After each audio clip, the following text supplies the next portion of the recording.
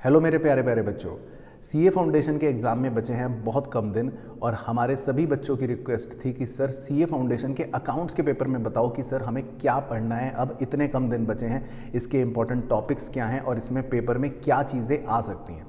तो ये video specially आपके लिए है। इसमें मैं दो चीज़ें बहुत बड़ी कवर करूँगा। सबसे पहले तो आपके साथ डिस्कस करूँगा आपका पूरा पेपर पैटर्न कैसा रहने वाला है, जिसमें अंदर मैंने पुराने पास्ट ईयर में आए हुए पेपर के एनालिसिस को करा है और एक्सपेक्टेड पेपर पैटर्न कैसा रहने वाला है ये आपको बताऊँगा। और दूसरी चीज़ मैं आपको दूंगा हर चैप्टर के इंपॉर्टेंट इलस्ट्रेशंस और प्रैक्टिकल प्रॉब्लम्स जो आपको करने ही करने हैं विद एबीसी एनालिसिस, यानी कि चैप्टर्स को क्राइटेरिया कर दिया है ए, बी और सी। जो सबसे इम्पॉर्टेंट है वो ए, थोड़े से कम को बी और सबसे कम वालों को सी। तो वीडियो एंड तक ध्यान से देखना और अपने सभी सीए फाउंडेशन के दोस्तों के साथ इसको ज़रूर शेयर कर देना। तो शुरू करते हैं बच्चों वीडियो। सबसे पहले पेपर पैटर्न की बात करता हूँ। देखो, आपका जो पेपर होता है अकाउंटेंसी का, उसमें पहला क्वेश्चन तो होता है कंपलसरी। अब पहले क्वेश्चन में जनरली जो मैंने देखा, ऑब्जर्व करा, वो 3 पार्ट्स आते हैं, 1A, 1B, 1C। 1A जो होता है वो होता है 12 नंबर का, जिसमें आपके होते हैं ट्रू फॉल्स। वो फिक्स है, स्टैंडर्ड है पैटर्न, यानी कि 6 ट्रू फॉल्स होंगे और हर ट्रू फॉल्स होगा 2 नंबर ईच का। तो इसमें आपको ट्रू या फॉल्स लिखने का नंबर मिलता है, प्लस आपको उसका रीज़न देना पड़ता है। तो इसमें आपका जो ट्रू फॉल्स होता है वो किसी भी चैप्टर से आ सकता है, तो इसलिए इसको डिफाइन करना बड़ा मुश्किल है, क्योंकि पूरे सिलेबस में से कहीं से भी कोई भी चैप्टर का ट्रू फॉल्स इसके अंदर मिलेगा। फिर आता है इसका बी पार्ट।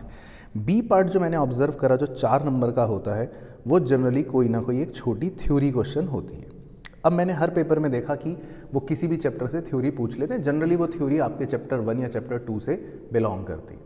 उसके बाद जो इसका सी पार्ट होता है वो भी 4 नंबर का, और वो छोटा क्वेश्चन होता है जो जनरली मैंने देखा आपके मॉड्यूल 1 से होता है। अब या तो उसमें छोटा रेक्टिफिकेशन आ सकता है या छोटा डेप्रिसिएशन जो मैंने ऑब्जर्व करा आया है। तो हो सकता है इस बार आप मान के चलो कि छोटे क्वेश्चन के अंदर आपसे बीआरएस पूछ सकता है। तो ये इस तरह के क्वेश्चन का पैटर्न आपका इस बार देखने को आपको मिल सकता है। तो पहला क्वेश्चन तो हो गया 20 नंबर का आपका कंपलसरी। अब उसके बाद आपके पास होते हैं बचे हुए 5 क्वेश्चंस, और उन 5 क्वेश्चंस में आपको कोई भी 4 करने होते हैं। लेकिन उन 5 क्वेश्चंस का मैं एक आपको लेखा जोखा बता रहा हूँ जो जनरली मैंने ऑब्जर्व करा क्या है। अगर क्वेश्चन नंबर 2 की बात करूँ तो क्वेश्चन नंबर 2 मैंने देखा कि वो मॉड्यूल 1 से ही आया है। अब क्वेश्चन नंबर 2 अगर मॉड्यूल 1 से आया है 20 नंबर का, तो उसके 2 पार्ट्स हैं। पार्ट ए 10 नंबर का, पार्ट बी भी 10 नंबर का। अब इसमें वो मॉड्यूल 1 के कोई भी 3 चैप्टरों का एक कॉम्बिनेशन घुमाते रहते हैं। जैसे कभी आ गया रेक्टिफिकेशन और बीआरएस, कभी आ गया इन्वेंट्री और बीआरएस, कभी आ गया डेप्रीसिएशन और इन्वेंट्री।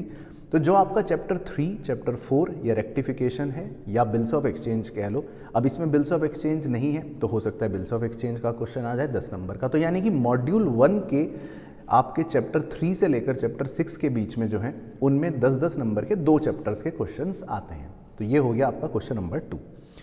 उसके बाद चलते हैं जी क्वेश्चन नंबर 3 पर।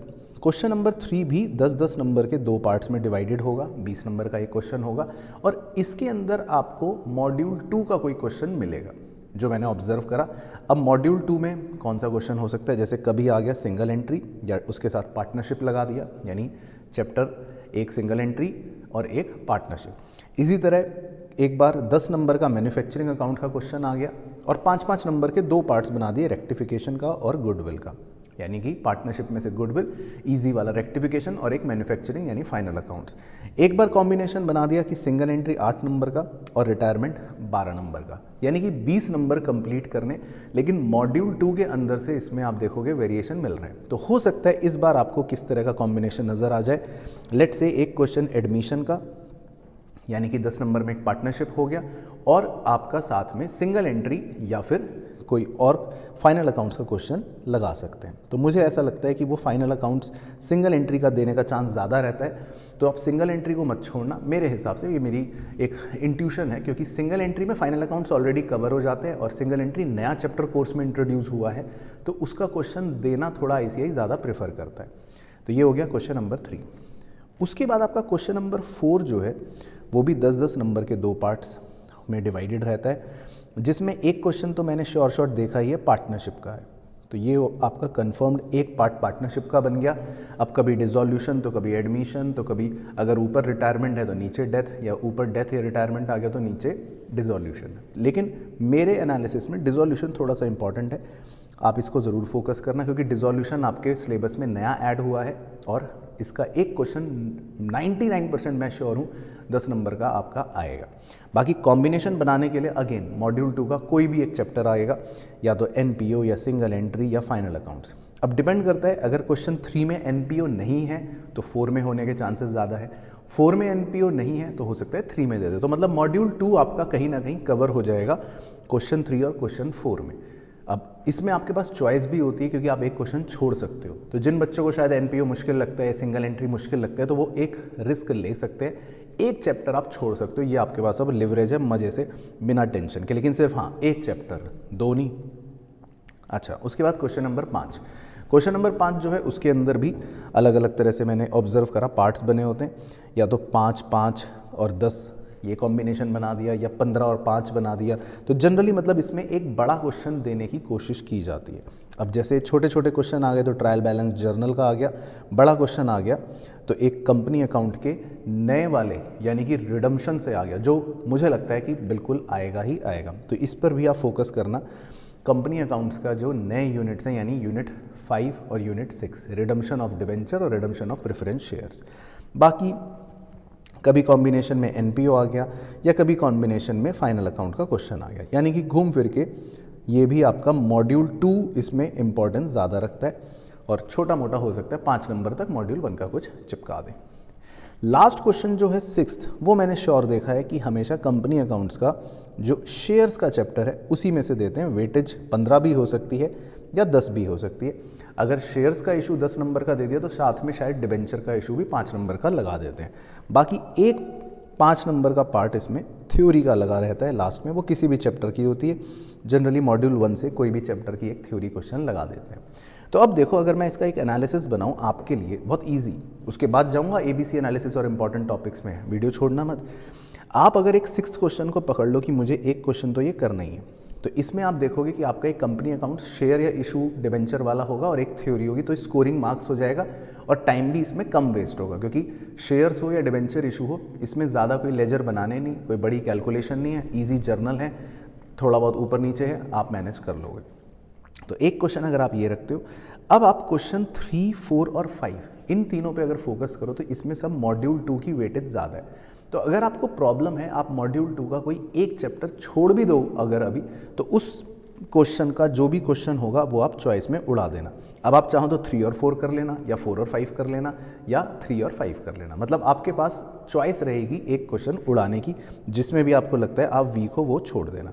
अच्छा, क्वेश्चन 2 मैं आपको ज़रूर बोलूँगा, ज़रूर करना, क्योंकि क्वेश्चन 2 जो है उसके अंदर बेसिकली आपका मॉड्यूल 1 का इजी वाला चैप्टर कोई है, डिपेंडिंग अपॉन आपको इजी लगता है कि नहीं। क्वेश्चन 1 तो छोड़ ही नहीं सकते, वो तो कंपलसरी है, तो वो तो करना ही रहेगा आपको। तो इस तरह से आप अपनी प्लानिंग कर सकते हो। अगर इन चैप्टरों को करोगे तो पेपर का पैटर्न कुछ कुछ ऐसा ही रहने वाला है। तो क्वेश्चन 1 कंपलसरी, क्वेश्चन 2 में मॉड्यूल 1, क्वेश्चन 3, 4, 5 में थोड़ा सा मॉड्यूल 2 का इन्फ्लुएंस ज़्यादा रहेगा, छोटे छोटे मॉड्यूल 1 भी रहेंगे, और क्वेश्चन 6 जो है वो आपका कंपनी अकाउंट्स का रहेगा। तो ये तो हो गया आपका पेपर का पैटर्न कैसा रहने वाला है। अब आ जाओ मेरे साथ इंपॉर्टेंट टॉपिक्स एबीसी एनालिसिस पर और क्वेश्चंस का तो यार स्क्रीनशॉट लेकर रख लो, हमेशा के लिए सेव रहेगा। अब इसमें मैंने अलग अलग चैप्टर की विद यूनिट्स मार्क करे हैं, कौन से इलस्ट्रेशंस आपको करने हैं और कौन से प्रैक्टिकल प्रॉब्लम्स करने हैं जो इम्पॉर्टेंट है एग्जाम के लिए। अच्छा, लेकिन जो एबीसी एनालिसिस है उसमें मैं पहले आपको बता देता हूँ, मैंने येलो कलर जो इस्तेमाल करा है वो इस्तेमाल करा है ए कैटेगरी के लिए, यानी कि आप अपनी लिस्ट में सबसे पहले इन चैप्टर्स को रखना। चैप्टर 7, यूनिट 2, चैप्टर 8, इनकी ना वेटेज ज़्यादा है। बस सिंपल क्राइटेरिया क्या है कि मैंने पुराने सालों में इनकी वेटेज देखी और एक्सपेक्टेशन के हिसाब से, या चैप्टर 10 का यूनिट 3, यूनिट 4 है ना, एडमिशन हो गया, रिटायरमेंट हो गया, या यूनिट 6 डिसोल्यूशन हो गया, इसी तरह चैप्टर 11 का यूनिट 2 शेयर्स का, यूनिट 5 और 6 रिडम्पशंस, ये ए कैटेगरी के चैप्टर्स हैं, तो इनको आप ज़रूर रखना। ब्लू कलर जो मैंने मार्क कराए हैं वो बी कैटेगरी के चैप्टर्स हैं, यानी कि सेकंड राउंड ऑफ रिवीजन में उन्हें करना या सेकंड इंपॉर्टेंस उन्हें देना। Rectification, BRS, inventory, depreciation, bill of exchange, पूरा एक लॉट है, एक साथ आपको अच्छे नंबर दिलवा सकता है। बाकी चैप्टर 9 अगर लगे और बाकी चैप्टर 10 का यूनिट 5 या चैप्टर 11 का यूनिट 3 और 4, तो ये बेसिकली बी कैटेगरी में आते हैं। बाकी जो मैंने छोड़ दिए हैं सफ़ेद रंग में जो आप देख रहे हैं वो बेसिकली आपके थ्योरी चैप्टर ज़्यादा हैं, तो सी कैटेगरी में है, लास्ट में रिवाइज करने के लिए रखिएगा। बाकी इसका स्क्रीनशॉट लेकर रख लो। तो चैप्टर 1 से लेके चैप्टर 7 के यूनिट 1 तक सेकंड कॉलम में सारे इलस्ट्रेशंस हैं बुक के जो आपको करने हैं, अच्छे क्वेश्चंस हैं, और थर्ड कॉलम में है प्रैक्टिकल प्रॉब्लम्स जो आपको करने हैं। ठीक है, स्क्रीनशॉट ले लो। और इसी तरह उसके बाद चैप्टर 7 के यूनिट 2 से लेकर आप देख सकते हो नीचे जाते जाते चैप्टर 10 के सारे यूनिट्स हैं और अंत में चैप्टर 11 के सारे यूनिट्स हैं जिसमें आपके कौन से इंपॉर्टेंट इलस्ट्रेशन है और कौन से प्रैक्टिकल प्रॉब्लम्स हैं बस बुक के जो अब आपको करने। बाकी क्वेश्चंस और बाकी इलस्ट्रेशन मुझे पता है आप पूछोगे कि सर क्या हम छोड़ दें? छोड़ना नहीं है, पहले इनको करना है और फिर उसके बाद अगर समय बचता है तो फिर बाकियों को देख लेना या एक बार गो थ्रू कर सकते हो लिख कर भी, अगर आपको टाइम अलाउ करता है तो पेपर पैटर्न अपना दिमाग में रखो, एक स्ट्रेटेजी अब क्लियर हो गई कैसे करनी है, और ये हो गए हमारे इंपॉर्टेंट क्वेश्चंस की लिस्ट जो अब रिवीजन में हमको फिट इन करना ही करना है। तो वीडियो कैसी लगी हो मुझे कमेंट करके ज़रूर बताना और वीडियो को लाइक कर देना, बड़ा अच्छा लगता है, हमें भी लगता है कि हाँ बच्चों के लिए जो हमने ये फ्रूटफुल कंटेंट बनाया है वाकई में बच्चों को कुछ अच्छा लगा कि नहीं लगा। बाकी मुलाकात करूँगा बहुत जल्दी आपसे ऐसी ही एक और मज़ेदार वीडियो में। वीडियो को शेयर ज़रूर कर देना, दोबारा से बोल रहा हूँ, सीए फाउंडेशन के बच्चों तक पहुँचा देना और अपनी नॉर्मल पढ़ाई करते रहना। मिलूँगा नेक्स्ट वीडियो में, तब तक मस्त रहना और स्वस्थ रहना।